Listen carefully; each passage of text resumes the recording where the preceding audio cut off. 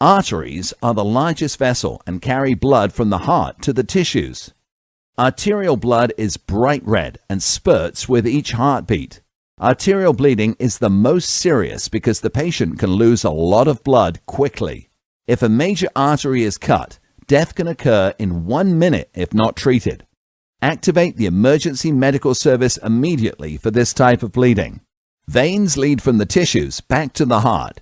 Venous blood is dark red and flows steadily without spurts. Venous bleeding can also be life-threatening. If you cannot control it, contact the emergency medical service and monitor the patient's cycle of care. Capillaries are tiny blood vessels between the arteries and veins where the blood and tissues exchange oxygen. Capillary bleeding tends to be slow and easily controlled. To begin helping a patient with serious bleeding, first assess the scene to make sure it's safe for you to approach. Put on appropriate barriers and deliver your responder statement, asking the patient if you can help. If the patient says yes, call emergency medical services.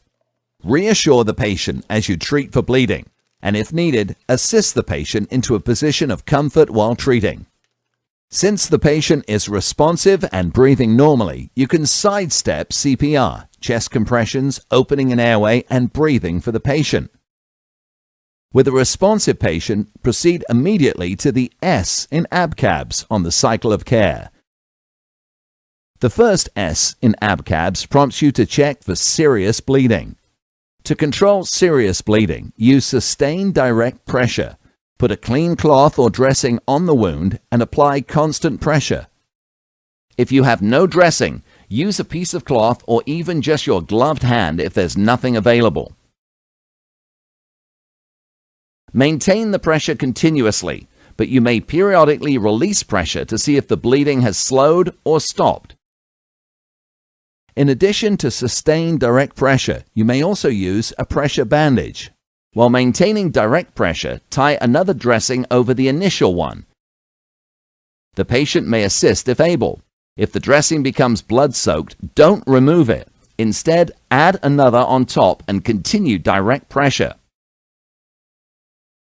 Applying sustained direct pressure and pressure bandages best controls bleeding.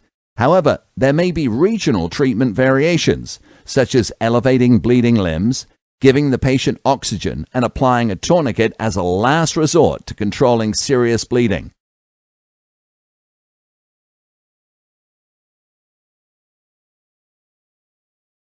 When using a hemostatic dressing, always follow the manufacturer's directions for use. Remove the dressing from the packaging. The dressing is folded in a Z pattern to help with proper use. Pull end of dressing out from one side and pack into wound directly over the source of bleeding. When the wound is packed, apply direct pressure using the rest of the dressing. Continue to apply pressure until bleeding stops. Use a pressure bandage over the wound to maintain bleeding control. After the initial pack has been made, you must fill the cavity to secure the gauze in place and prevent it from shifting during patient movement. The cavity should be packed as tightly as possible and all the way to